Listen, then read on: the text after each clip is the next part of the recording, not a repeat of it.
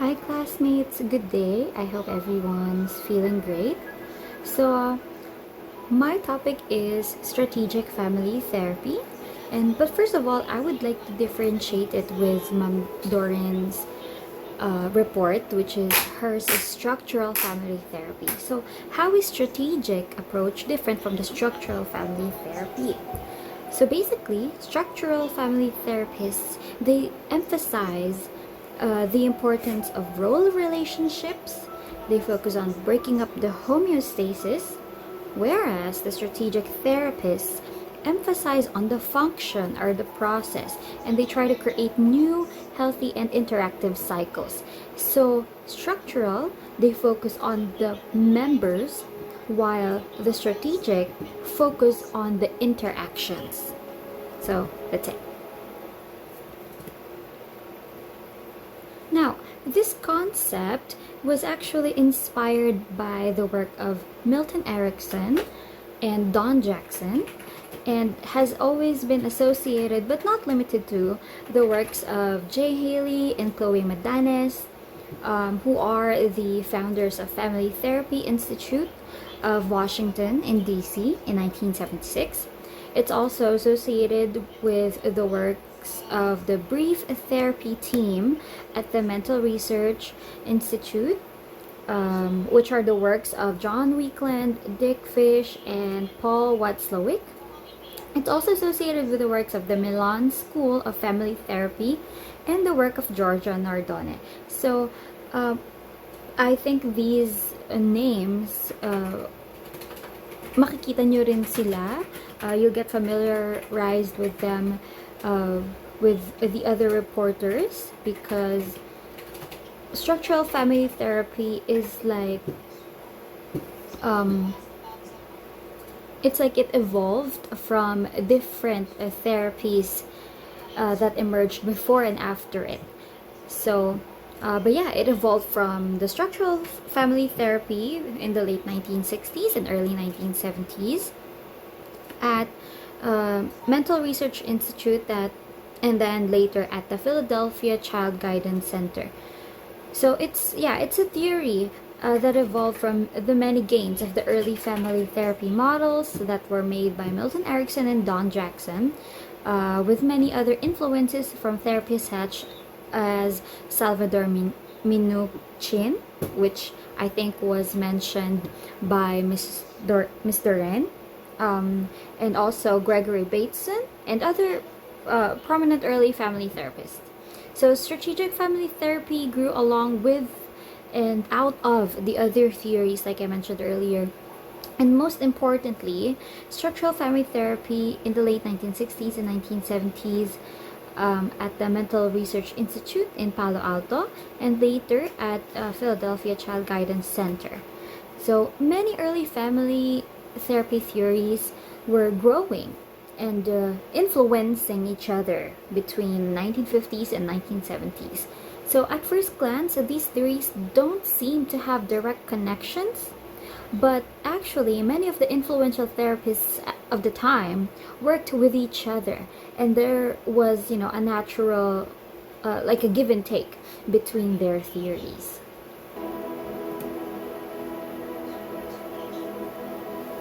So in a nutshell, SFT, I'll just call it SFT for short. But yeah, SFT therapists takes a more hands-on approach to fixing the family's problems. It is a therapy where the therapist initiates what happens during therapy. The therapist designs a specific approach for each person's presenting problem. We'll talk more about that later. And the therapist takes responsibility for influencing them. So the therapist seeks to identify the symptoms within the family that are the cause of the family's current problems and try to fix these problems. So in SFT, the problems of the clients, they stem not from the family's behavior towards the client, but instead, it is the symptoms of the family that need to be corrected. So in strategic terms, a symptom, just to go back a little, a symptom is basically the repetitive sequence that keeps the process going. So the symptomatic person just simply denies any intent to control by claiming the symptom is involuntary. Right, now what is SFT, or Strategic Family Therapy? So it is an evidence-based practice. It is brief, it's directive, talagang super hands-on si therapist, and it's also task-oriented. So it's often used for families with children or adolescents who are dealing with behavioral issues that addresses the treats externalizing symptoms, which we know as rebelliousness, truancy, delinquency, maybe substance abuse, and association with problematic peers. It also addresses and try to treat internalizing symptoms such as depression and anxiety. So strategic family therapy is based on the premise that the family plays the most important role in the life and development of children and other family members. So this type of therapy seeks to identify and change the interaction patterns that make up the family environment. So again, yung focus niya talaga is the patterns between the family, not the member themselves. So by addressing the family behaviors and interactions that contribute to the problematic behavior, this approach helps families function better so that the members can overcome their issues that they're experiencing. So strategic family therapy is a short-term treatment that is typically 12 to 17 weeks sessions long, depending on the severity of the presenting problem. So a typical session may last maybe an hour to an hour and a half. It depends on the therapist, and also because every family is different, so it may vary, the time may vary, and the longevity. Right. Now, strategic therapy model has these basic assumptions. So ito yung pinaniniwalaan, yung pundasyon ng this type of treatment. So SFT, it views psychopathology as an interpersonal problem within the family instead of an intrapersonal problem within one member. So psychotic and pathological behaviors, they occur to maintain the homeostasis when the system is threatened. So rules of relating provide organization for family functioning and are seen in the ways in which members of the family communicate. So when these rules are ambiguous, psychopathology is more likely to develop. It's an attempt to restore order to the disorganized system. So again, psychopathology in this theory is an interpersonal problema ng buong pamilya, hindi problema ng isang miyembro lang. So another assumption is that normal family is defined as A, flexible enough to modify solutions that do not work, and B, normal families are flexible enough to adjust to development. So kung normal kayo na pamilya, ibig sabihin kaya nyong mag-adjust or kaya nyong ibahin, kaya nyong i-apply yung mga solusyon sa mga problema na ibibigay ng therapist, isa-suggest ng therapist. Right. Moving on, another assumption is that a symptom, which we have mentioned earlier. So yeah, symptoms are the homeostatic mechanism regulating marital or family transactions. So symptoms are the result of a misguided attempt at changing an existing difficulty. So if there's like a problem in the family, may hindi balance, symptoms are like the manifestation of, or the mechanism that it's the attempt of the family to restore the balance and try to repair or try to solve the problem, but because it's not appropriate, so it basically just adds up to the problem. So attempted solutions to the problem are what actually maintains the problem, as as described in SFT. So symptoms and attempted solutions are embedded in a recursive feedback situation. It's a loop. Paulit-ulit lang siya. So until an intervention is given, the family would be stuck with such problem. Right. Now, SFT actually has a relativistic view of family life as well as human behavior, meaning problems are only defined as such by those who are involved and who believe them to be problems. Say, for example, if the therapist thinks of the family as an overspending family, or they're a family of overspenders, but if the family thinks that it's not a problem, then it's not a problem. So, problema lang siya kapag yung mga taong involved or yung pamilya na to thinks na isa tong problema. If they don't think so, then it's not. Okay? Right, now, positive feedback loops. So there's positive feedback loops and negative feedback loops. So positive feedback loops, basically, it promotes the persistence of the problem. So what happens is that there's the problem, then the family creates an attempted solution, which only creates more problems, which only creates more or even greater attempted solutions. So let's give an example. So let's say the problem of the family is the child acting up. Now that's the problem. Then what the parents would do as an attempt solution is to get together and be together for the child. So aatupagin nila bigla yung anak nila. And then let's just say that this family, let's say the mom and dad is having a rough relationship and nararamdaman yun ng bata unconsciously maybe. So basically the kid would act up perhaps, and if that is the attempted solution of the parents, mag-figure out niya, or maybe unconsciously may isip niya, if mag-act up ako, my parents would give me attention and they'd be together, which is something that the child actually wants. So the next time the child would feel that the parents were not being together, so the child would act up again. So this is the more problems now, and because the parents couldn't figure out what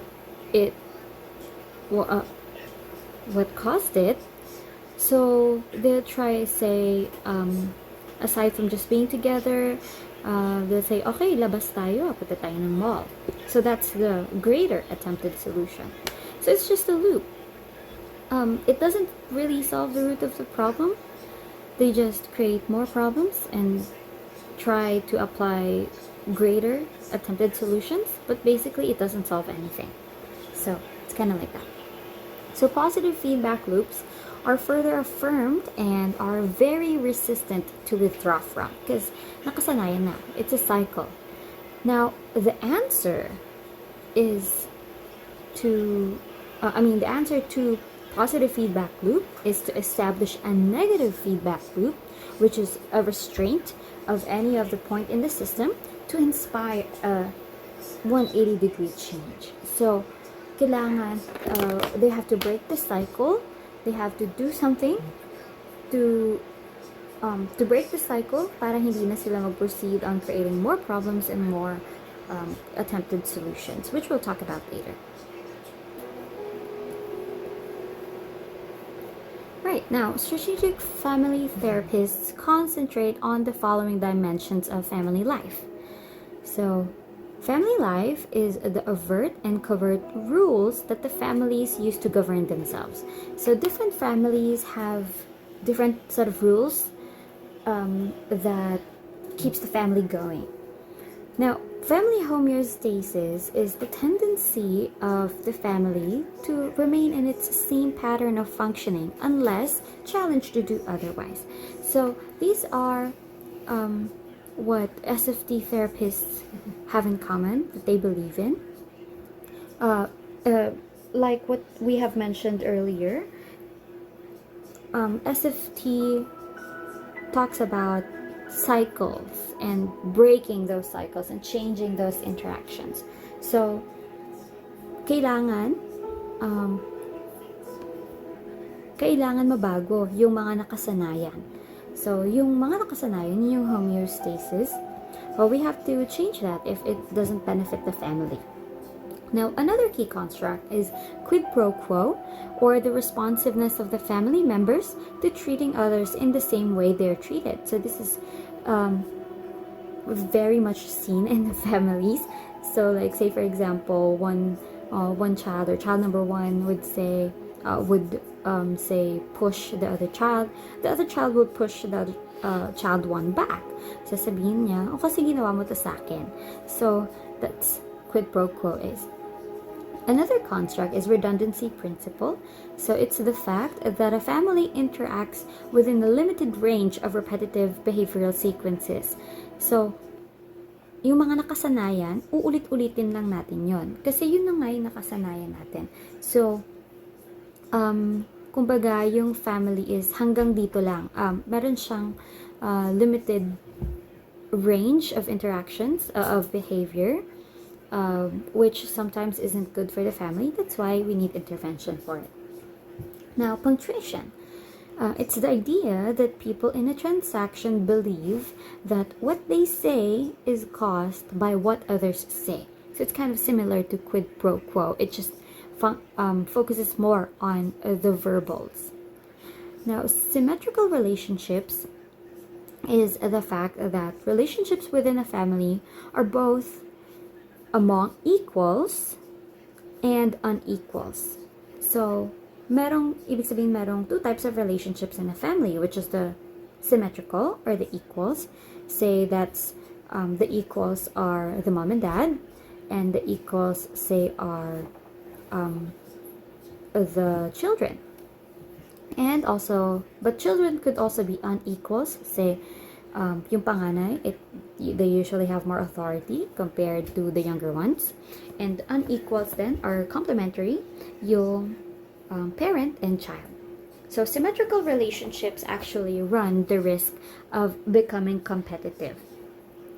Now, another construct, which I think is one of the most important constructs in this therapy theory, is the circular causality, which is the idea that one event does not cause another, but that event or events are interconnected, and that there are multiple factors behind the behavior. It's not just one thing causes another. It's a lot of things causing a thing, and it just parang ugat, like it just branches out, you know. There's not, we can't look for one root cause of one family issue. It's all interconnected.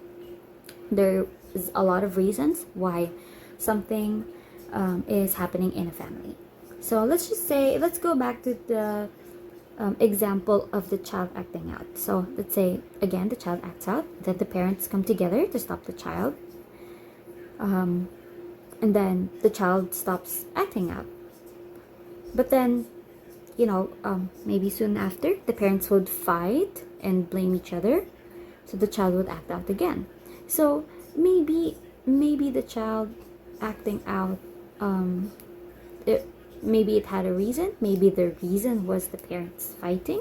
Maybe the reason is the parents not interacting enough with each other, or the whole family. But maybe it could be just because, that's what children do. Sometimes they're just in a mood. So there are just like a lot of things that could cause one thing. So yeah. Right, now SFT, or strategic family therapy suggests that dysfunctional family relationships can create stress and the mental health problems for the members of the family. So let's say basically the client, if a client goes to a strategic family therapist, hindi lang siya isa ang pupunta. Hindi lang siya yung iti-treat, hindi lang siya yung may problema. Again, they believe, SFT believes that the problems are interpersonal, not intrapersonal. So, whatever that needs to be treated, involve yung family talaga. And it's probably caused by the dysfunctional relationships in the family. So by addressing how members of the family relate to one another, the goal is to change these dysfunctional sequences of behavior to improve the communication and relationships for both individual family members and the family unit as a whole. So how does it work? A therapeutic change comes about through interactional processes that occur when a therapist intervenes actively and directly in the system. Again, talagang binibigyan talaga ng malaking focus yung therapist sa type of treatment na to. So, the therapist works to substitute new behaviors or sequences for the vicious, positive feedback circles that are already existing. Now,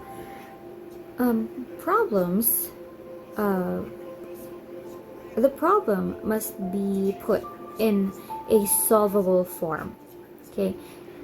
Dapat realistic yung mga problema na kailangang solusyonan, na bibigyan ng solusyon.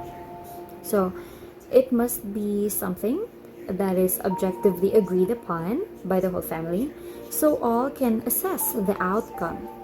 So let's just say one family member has poor self-esteem. That's not a good goal. That's not a realistic problem. It's not to say that it's not a real problem. It's just that in this type of treatment, it's not a good goal to focus on. But perhaps what a good goal to focus on is unless these problems are accompanied by behavioral tags, then they become a good goal. Say, for example, one family member has a poor self-esteem.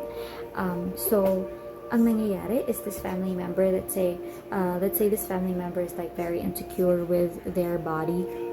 So, they don't want to go outside. They don't want to leave their rooms. Even with pamilya na lang, nahihiya siya to show his face or her body. So it kind of creates a tension in the family. Let's say sometimes they want to go out to the mall or they want to take a family photo, a professional family photo. This family member would definitely refuse to come along. So that creates tension or problem in the family. So that becomes a problem, a realistic problem, a good goal to focus on, instead of just focusing on the poor self-esteem of that family member. All right. Now, the roles of strategic family therapists, they differ among their, the schools of thought and the belief they are holding on to, but strategic family therapists, they share a belief in being active and flexible with their family clients.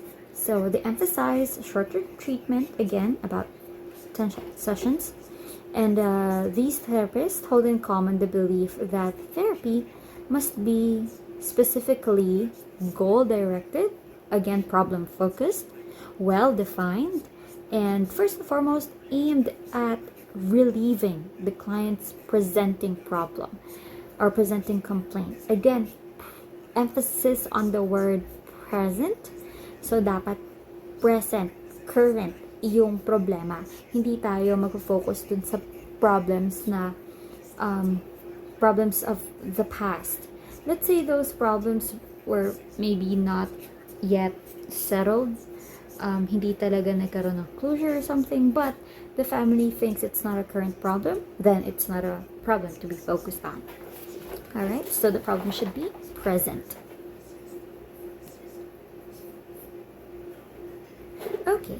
So the initial session in strategic family therapy is broken down into 5 different parts. So the brief social stage, the problem stage, the interactional stage, the goal setting stage, and the task setting stage. So first, the brief social stage, it seeks to observe the family's interaction, create a calm and open mood for the session, and attempt to get every family member to take part in the session. Again, it's very important that every family member is in it, is in the therapy, because again, the problems in this type of therapy is defined by the whole family. It's something that the whole family should agree on. So naturally, dapat involved talaga yung buong pamilya. Alright? Now, the problem stage is where the therapist poses questions to the client to determine what their problem is and why they are there. So, sa stage na to, the therapist try to know what brought the family into the therapy.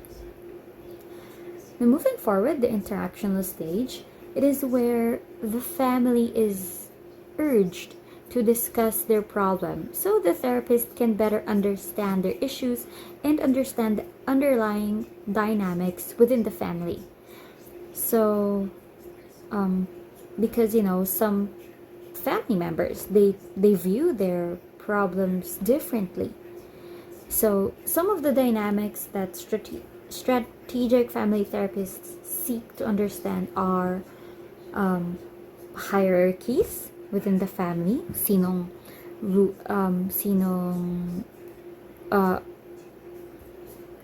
head, sino nagpapatakbo, sino nagdedesisyon, right? Coalitions between the family members, sinong magkakaaway palagi, sinong magkakabate, sinong nagkakampihan, right? And the communication sequences that exist. Alright, moving forward, the goal setting stage is used to highlight the specific issue that needs to be addressed. So this issue is identified dapat by all of the family members and the therapist. So initial session, they have to sign a contract saying or indicating that, okay, this is what we're going to work on, this is the plan, how we're going to accomplish it, this is what we're going to do, right? In addition, when discussing the presenting problem that is initially identified by the family and the therapist, they have to work together to come up with the goals to fix the problem. So they both identify the problem and they also both come up with the goals to fix the problem and better define the parameters for attaining those goals.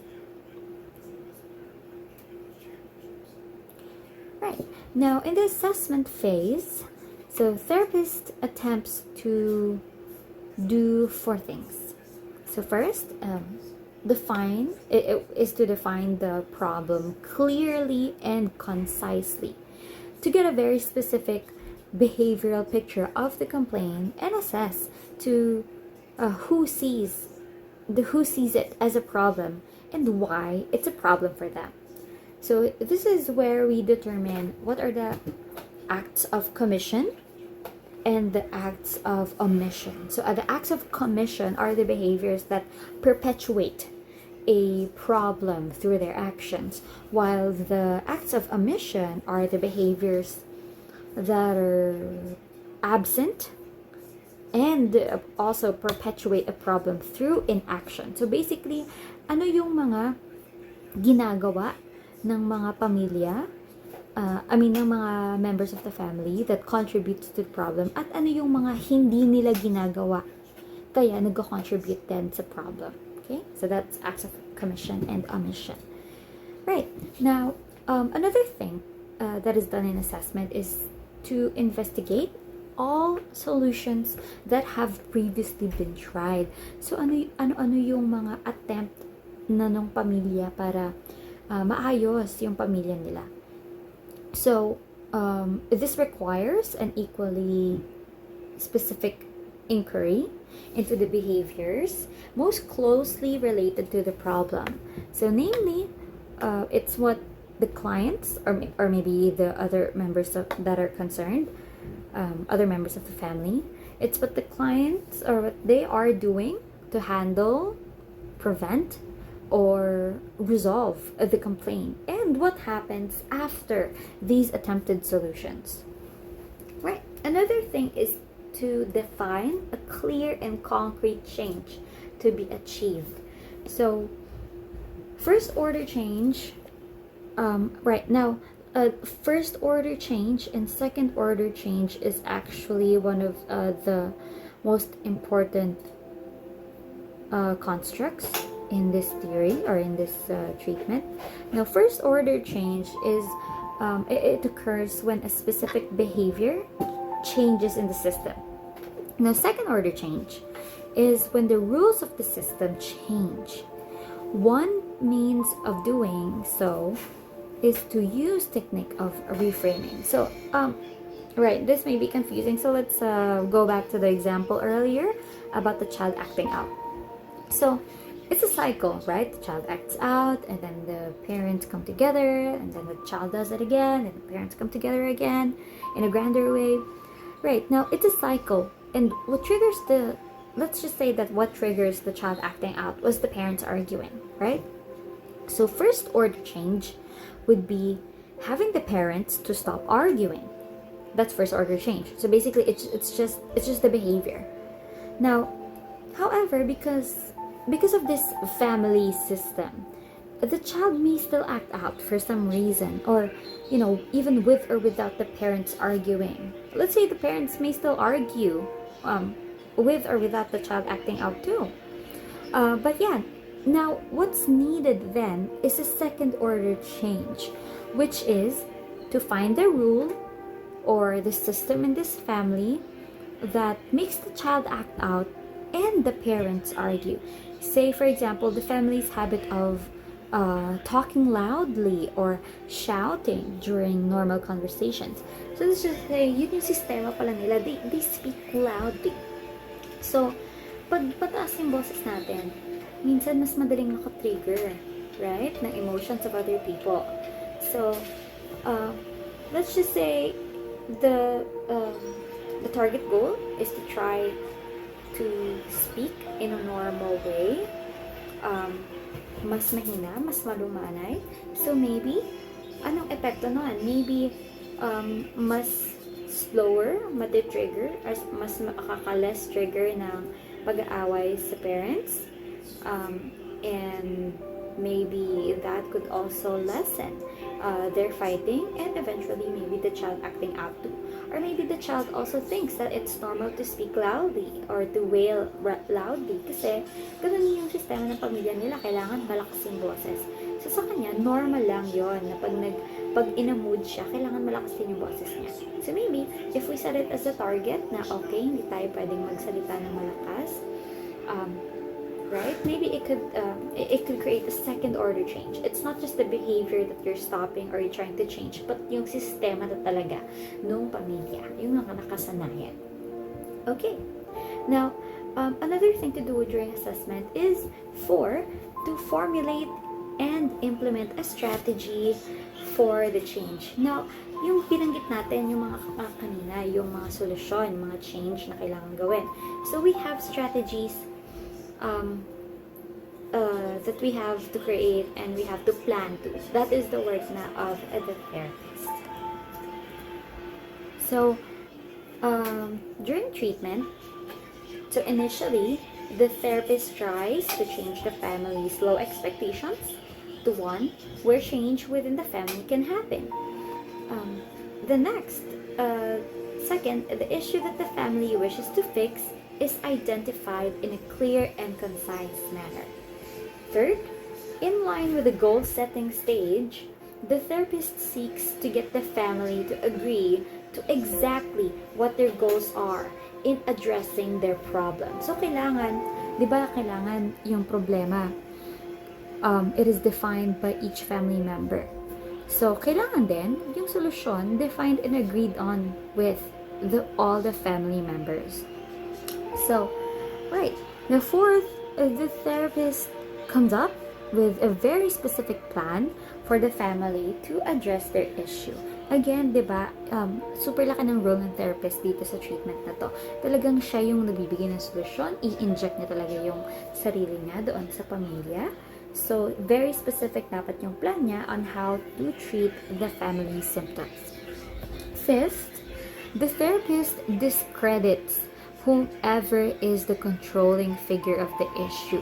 It means, kung sino ba yung, doesn't mean na siya yung nagko-cause, but let's just say, this person has the biggest role why this problem is a problem of the family. So, dapat, aalisin ni a therapist yung person na yun from the problem. I-discredit niya para hindi na ma-associate yung person na yun sa problem nila na yun. So, there's no one to blame. Kana. The next, the therapist replaces the controlling figure with their own authority and issues a new directive to fix the family's identified problem. Again, talagang yung therapist, hands-on talaga siya dito, no? So, i-inject niya talaga yung sarili niya. Siya ang may authority to fix this issue. Or this particular issue. Now, the new directive for the family is usually to paradoxically do more of the problem symptom. Although this is a technique, a specific technique, which we'll talk about later. But yeah, paradoxically do more of the problem symptom and thereby to highlight it more within the family. Finally, the therapist learns the outcome of the directive and seeks to push the paradox even further until the family rebels or change occurs within the family. So, if conducted properly, it helps the family see the absurdity of what they are doing. So, basically, yung therapist talagang dahil kakapush niya na, sige, gawin niyo pa tong certain problem na to. Go, go, go. So, kakapush niya, parang challenge yung family. So, they rebel against the therapist. And so, that could trigger change, or it is assumed that would trigger change, or that the family will do something to change the problematic behavior. Okay, so these are some of the intervention techniques that could be done through the treatment. Now, interventions in strategic family therapy involves the following. So first is conceptualization, or basically is the formulation of the problem. So, basically, dito, tinatry natin i-highlight or talagang i-define ano yung problema so that it could, we could make the family members aware of it. So, some techniques are hypothesizing, or the family is encouraged to ask the question, what would be a perfect relationship for you? Diba? Ano yung parang miracle question, char. Parang para marinig ng ibang pamilya, ito pala yung, ng ibang family members. From this particular family member na, ito pala sana yung wini-wish niya na gusto niyang pamilya. Ganyan. So, yeah. This is assumed to provide an insight for the other family members. Now, another way is enacting transactional patterns, which is to have the family members act out the patterns with each other without describing them or verbalizing them. So, i-act out lang nila. Again, all these techniques are done in assumption that it would bring more insight to the other members. Right. Now, another way is circular questioning. So the therapist would ask the same question to all the family members to illustrate various perspectives of the same issue or the problem. So let's just say this particular family, this particular problem, itatanong to ng therapist, ipapadescribe niya to sa each member of the family, and because maybe itong particular problem na to is seen all differently by each family member, right? So, again, very relative ang tingin ng strategic family treatment on in terms of problems. So this certain problem may or may not be a problem for one family member, but it may or may be with another. So yeah. Right, now another technique is reframing. So it is a way of altering the way that one member understands and interprets a given behavior. Say, for example, the behavior is that the problematic behavior is that the child would always paint or color the walls. Oh my God, stressful yon for the parents, right? Like, ang mahal ng pintura, right? Especially if they're just renting the place. So that means gagastasan nila yung walls. But maybe it's only a problem for one parent, like very, very stressful talaga yon para sa, let's say, the mom. But for the father, who let's just say is an artist too, for the father, iniisip niya, yes, medyo oo nga, gagastos nga ako sa pag-repaint ng walls na to. But it's not like a really, really big issue for the father, because the father thinks that it's a creative outlet for the child. So, again, maybe what we could do is to reframe this given said behavior. So instead of thinking about it as say vandalism done by the child, instead of looking at it negatively, we could push more the idea that this is the child's creative outlet, and it's nagpapakita to ng kanyang creativity, which is probably inherited from the parents, and which is something that could be interest or therapeutic for the child. So yeah, that's reframing. Now another technique that could be done in this type of therapy is giving directives. So directives, utos, basically. So giving directives often consist of homework to try to change the family, the way the family dynamics function around the presenting problem that was previously identified in a session. So say, for example, again, the example of the child acting out. So the scenario is that the directive would be only one of you. Say, for example, the therapist is talking to the parents. So again, the problem is that the child acting out, but then they are assuming that the child is doing so because of the parents arguing a lot, or because that's the only time that the parents come together for the child. So the directive would be the therapist would tell the parents that only one of them is allowed to talk to the child when the child acts out. So it will show the child na even mag-act out siya, his feelings will be attended to, but it won't mean na it would be the only time or it would be the right time that his or her parents would come together, right? So yeah. Okay, now other giving directive techniques are paradoxical interventions. It's basically what in layman's term what we call reverse psychology. So there's three ways of paradox interventions. One is restraining. So basically what the therapist does is the therapist tells the client's family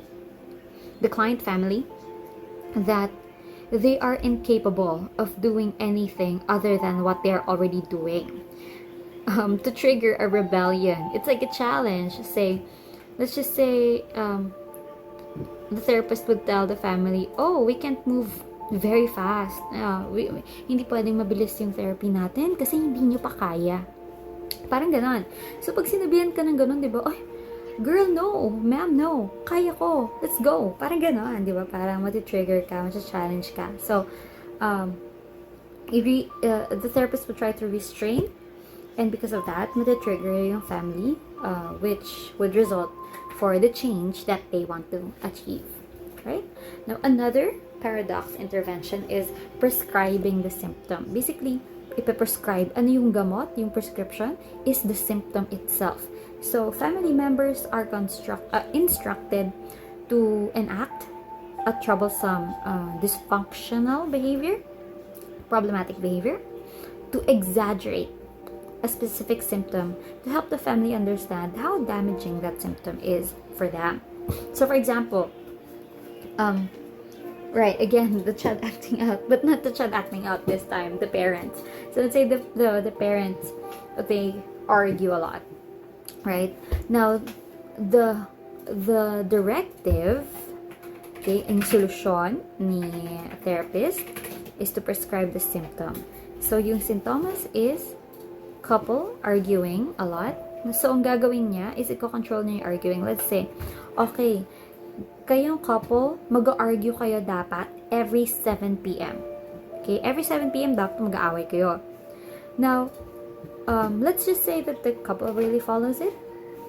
After some time, it is assumed that they would soon get tired of it. Nakakapagod kayo mag-aaway, right? Especially if scripted.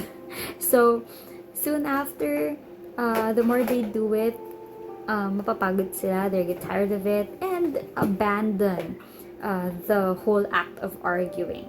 So, yeah, they abandon the whole behavior itself, not just the arguing every 7 p.m. So, I think it's kind of the same with the anti-suggestion as discussed today by another reporter. I just forgot who is it, but yeah, I think that the term used was anti-suggestion. I think it was Miss Dolly's report. But yeah, anyway, you have to be very careful not to use the prescribing the symptom technique for abusive relationships. If you think the relationship is abusive, like physically or let's say verbally, it won't be a good thing, diba? Nag-abuse na nga siya, verbal or physical abuse na nga siya, tapos yun pa yung ipe-prescribe mo, papaulit-ulitin mo pa. It's not good for the victim of domestic violence, say, for example. So yeah, you have to be very careful. Alright, now another paradox intervention is redefining. So, it's attributing positive connotations to a symptomatic or troublesome behavior. Good example of this is a swear jar. So, there's a may kaakibat na positive, hindi pala good example yung swear jar, because swear jar is a negative connotation. Magbabayad ka every time you swear. So, dapat dito, baliktad, dapat may positive siya na maa-attribute doon sa troublesome action. So yeah, it's just kind of like the swear jar, but the opposite. Okay, the fourth intervention technique is reviewing, a type of intervention technique is reviewing progress. So it's recreating the communication channels by having the family members talk directly to each other and not about each other to the therapist or another family member. So dapat it's basically opening up to the whole family. Imbis na parang naghanap ka ng outlet or ng kakampi sa therapist, you actually address the problem directly to the family member. That would give more impact compared to if si therapist yung magsasabi na magde-describe ng problem doon sa problematic family member. Right. Another way of reviewing progress is unbalancing, where the therapist would briefly join a subgroup in the family or individual in the family and uses their authority to change relational dynamic. Parang inject niya na naman yung sarili niya sa isang subgroup ng family or just to one family member and try to understand the perspective of that family member now or that group in the family. Okay. Now, here's some things to consider when you're going to use, or if you plan to use this type of treatment in the future.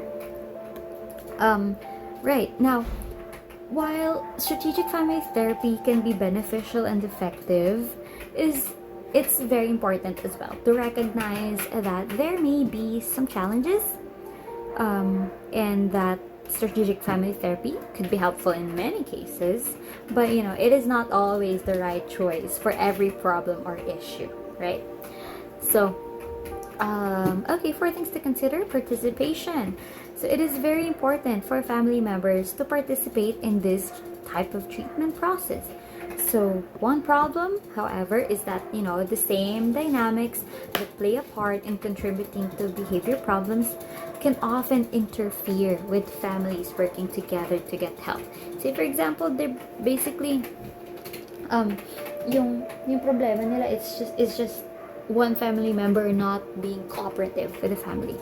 So ganun din yon. Kung yun yung problema nila, edi that would pose a big challenge on the therapy kasi nga, diba, kailangan lahat involved. It's not uncommon for some members to be less cooperative or to refuse to attend a family therapy session, right? So yeah, that's one thing to consider. Another thing is resistance. So how people come into treatment may also have an impact on the participation and outcomes. Teens are often referred to strategic family therapy through the criminal justice system because researchers suggest that those entering treatment, they often feel hopeless and blame others, including the family members, for the problem. This can make initiating and maintaining treatment more challenging. So yeah, maybe they could try to first develop an alliance with the resistant client.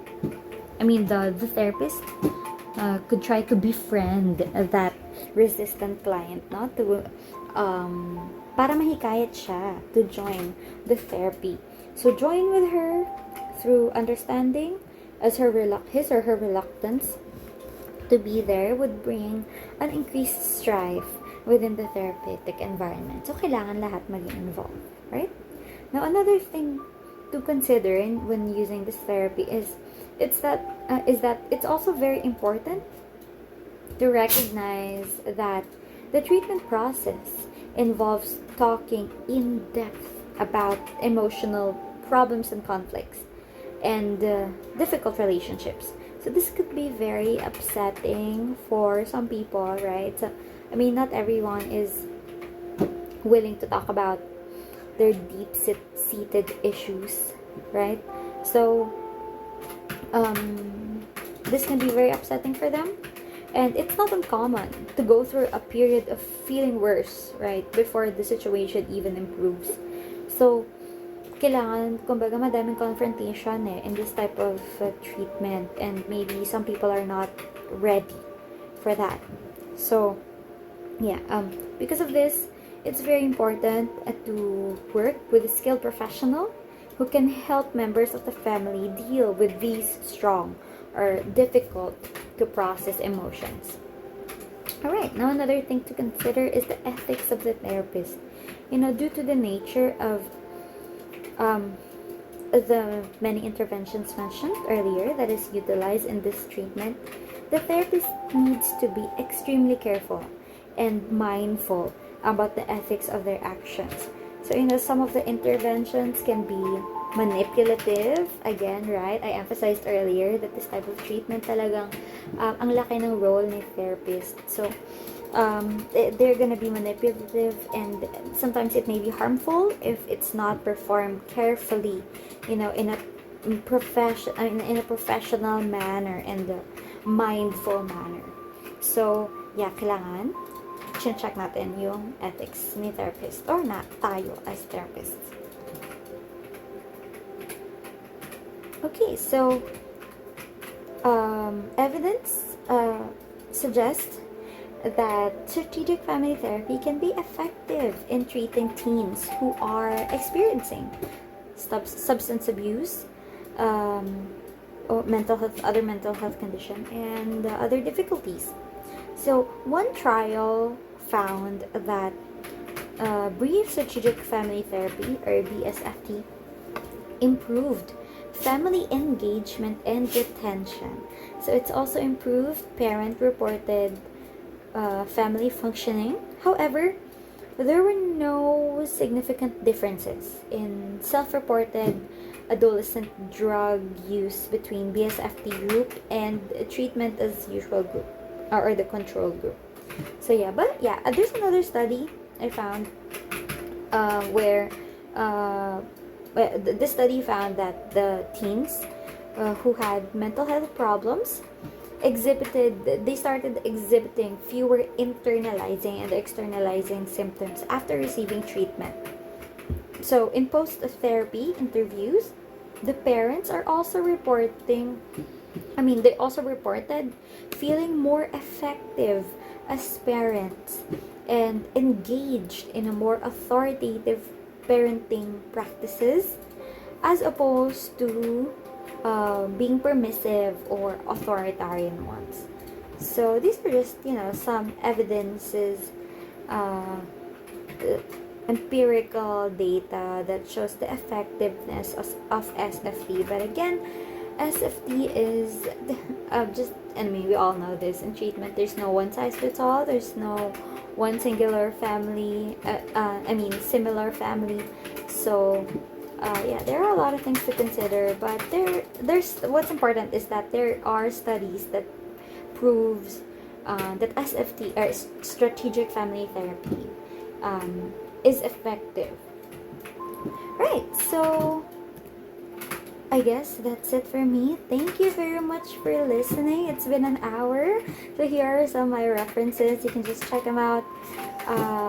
But yeah, I hope you have learned a few things. Kahit konti. Yeah, thank you so much. You have a great day.